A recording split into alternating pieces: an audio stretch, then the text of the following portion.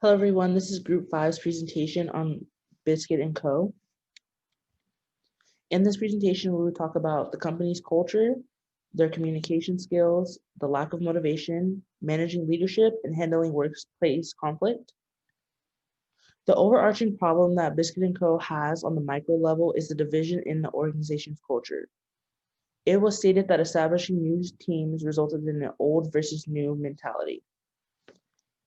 Within the culture, the deep tactic assumption is that the company is more focused on the financial situation they're in rather than their marketing strategies. Exposed values that were outwardly reflected in the culture that the organization wanted its perception to be is revealed through the comments in which employees often said about working in the company, such as it is an amazing place to be employed and it was a family business and atmosphere that they could enjoy.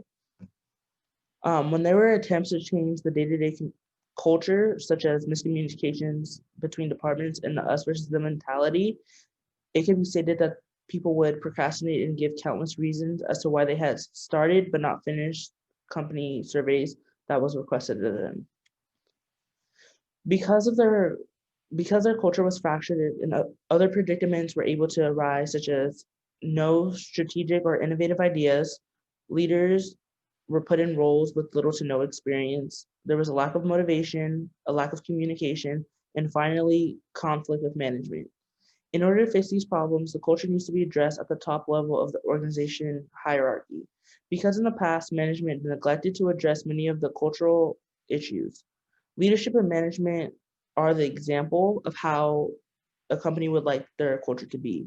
It is important for each subculture to understand that both will need to adapt to change that will be coming and create a moderated forum or meeting in which they can create a cross culture dialogues to communicate better with each other.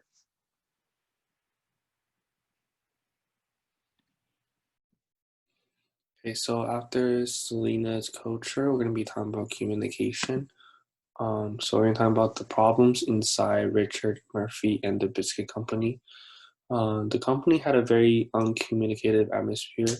There wasn't any communication between the workers with the managers and the managers to the um, employees and the customer.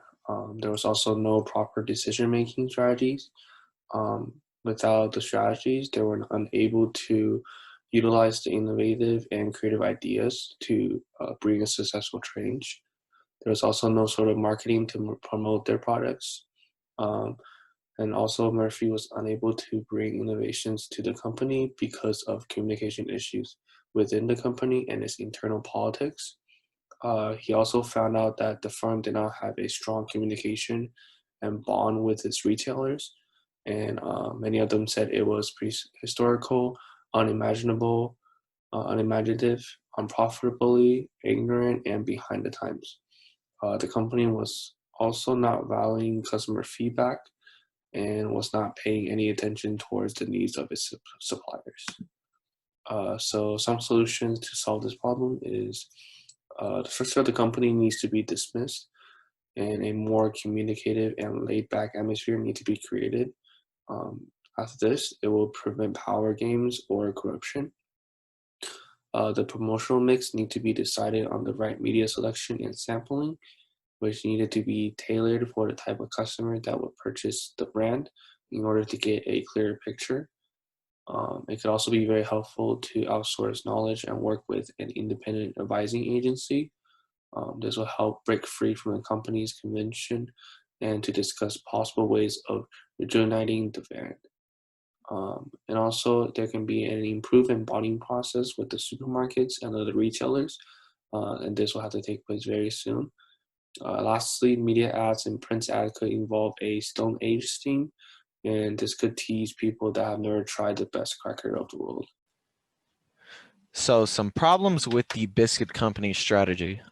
One, they were very strict with their spending and they only spent money on production. This led to them neglecting their marketing and sales. So they were mostly just focusing on how much they could produce, the volume they could produce, what they could produce, rather than selling their actual product and increasing the revenue. They didn't care about sales. They just wanted to do it the old-fashioned way. The biscuit company was stuck on the old way of doing things, so when everyone else around them improved their strategies, the sales showed. Other companies were outdoing them in numbers by far, and it showed. And it was because they were changing the way they were doing things. They were going with what they met society's demands. They wanted healthier food. They provided healthier food, and it led to extraordinary sales for the opposing companies. Time and time again, they failed to follow suit with their competitors, and that were going in a healthier way of eating.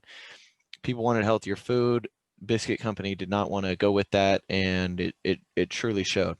When Murphy came in, the employees were split in half on wanting to change the culture versus keeping their old ways prevalent. These type of situations lead to 50% effort going towards the goal. You can't do something fully if it's only going to be halfway done. You know, like if you put 50% effort, you're not going to achieve the goals that you had desired. So he needed to, here we go to the solutions.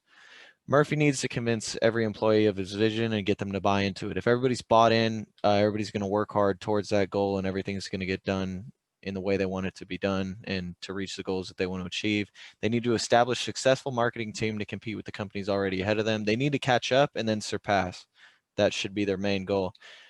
Murphy needs to get the company to prioritize sales so they can use the maximized revenue to reinvest into the new products. They could use their increased sale revenue to put back into making new, healthier products and then selling that over again. Lastly, the company overall needs to trust Murphy and be willing to take a gamble in order to turn large profits since they're already on a steady decline in revenue. Having different cultures dispute and lack communication within Biscuits & Co. decreases the chances of success for Murphy and his staff. Clearly, there was no effort for his operations and his sales management to coincide. So what Murphy needs to do is to explain and reestablish motivation, which are the processes that account for an individual's intensity, direction, and persistence, and sometimes arousal of effort toward attaining a goal from the beginning when entering as a new manager for this company that's been here for quite some time. He should have also explained McClellan's theories of needs that explain motivation, which are achievement, strive to succeed, power, behave in a way in which they would not otherwise, and lastly, affiliation, the desire for a friendly and close interpersonal relationship. And he should have explained all of these factors for the new healthy product launch at the same time to establish common ground, because the mentality of the longer working members were complacent and it was not working for him well. Interpersonal relationships are needed between managers and employees to motivate each other and achieve the same goal. For that to happen, Murphy needs to gently approach his operations and sales managers and understand their needs and opinions, because both sides are new to each other's motivational environments. Once both sides are into agreement, the staff will seek the same ambitions as Murphy, reducing tensions. Because he jumped to conclusions way too fast without explaining his motives and caused the groups to undermine his efforts from the original approach. Yes, it is stressful, but it's important to stay firm and prepared coming into a new company undergoing change, all while still succeeding in sales. But Murphy already knew that while going straight to making income, and it was not the correct choice. Yes, he succeeded in the end, but it seemed like mere luck for Murphy, Eastern, operations, and sales management to agree and move forward, since a new product launch was mission critical. That pressure could have decreased, if not avoided, if Murphy focused on his employees first. Self-concordance and self-efficacy are beneficial motivational attributes for Murphy's employees to pursue goals that they are capable of doing at a consistent level. To establish these two traits, he could have had them speak aloud about their goals weekly, and that will help in not being complacent like his original approach. Building both of these motivational traits will drive Murphy's staff to believe they are capable of performing a task, reduce conflict, and mentally prepare them to succeed in a company. Hello, my name is Darius, and today I will be talking about the lack of leadership within Biscuit & Co. So, Richard Murphy is an ambitious and hardworking person. He worked for companies such as Nestle, Johnson & Johnson, and Distillery. On his arrival to Biscuit & Co., he is hired to change the company, but his point is never seen. Has never gone across the company to really change it for the better. I believe that Murphy needs to work on his leadership, and in order to do that, he needs to build power. First, Murphy should consider his team members' inputs. He should be flexible on how change can come into the company. Not only are his ideas correct, but perhaps his own team members have excellent ideas that can change the company. And that way, he makes them feel part of the change, not just outsiders. Second, Murphy should be more empathetic. It is very obvious that the company, as well as the workers, are stuck in the past. They have love for the company, and he should keep this in mind when implementing change. Change should come little by little, not just from one day to another, because it can be seen as a threat, just an individual coming and from one day wants change. It can be seen as a threat. Third, I believe he should have a conversation with Andrew. Great conversations are those that are heard equally between individuals, and he should let him know how he is feeling, how people aren't following rules, and what can be done for them so they could follow rules, and what are the consequences for those that don't want to follow the rules. Lastly, it's important that Murphy stays ethical through his whole process of change. Conflict will always certainly arrive in an organization, but there is no need for physical confrontation. Sometimes a simple talk is often needed to be on the same page. Hello, my name's Connor, and I'll be talking about the workplace aggression and mental health within the Biscuits & Co. company, in this case, definitely with Murphy. Biscuits really struggled, and they're first because they were so strict on their guidelines. Their strategy of cutting costs minimally as possible in order to maximize profit really put the employees under pressure. Strict rules led to workers believing they were always under pressure, such as even when a company needed to buy something as small as a box of paper clips, they would need to get everything verified in order to get it processed. Along with that, as Murphy came in and he brought in new employees, there was conflict between the new employees and the old guard. It created vastly different views on how to proceed out. And honestly, the old guard felt like they were pressured into making a change. And as Murphy took over, new people needed to grow accustomed. They needed to grow accustomed to the new employees and how they would process everything. There are many ways to fix this, and this is what they did. So some solutions to the issue would be to loosen regulations in the workplace, allowing for more freedom.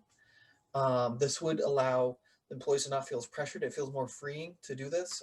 They wouldn't be as constrained, and employees that are more free are able to work better. It's the evidence of freedom and creativity, and it just lets the employees thrive in a better working environment.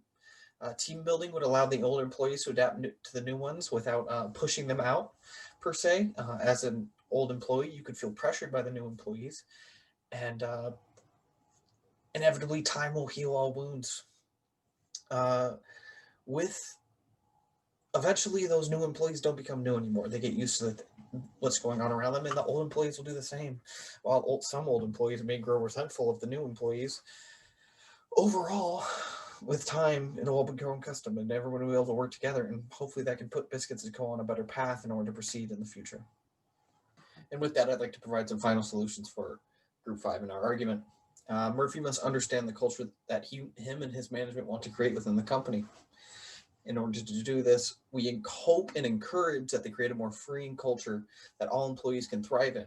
This will allow employees to be more free and be more creative in order to be more successful. They don't need to be restricted like in the paper clips example I was able to give in the last few minutes of this presentation. The biggest thing is he has to understand that there will be conflict that arises, and he needs to stay ethical in his pursuit to better the company. And when I say this, I mean that he needs to stay on the right path and provide the right tools for his employees and do what's best for his employees in order to make it better. Yes, they want to regain the market share that they lost, but they also want to remain a solid company that people want to work for, because when people want to work for the company, it ends up being better for the company. Thank you. This has been Group 5's presentation of the Biscuits & Co. case.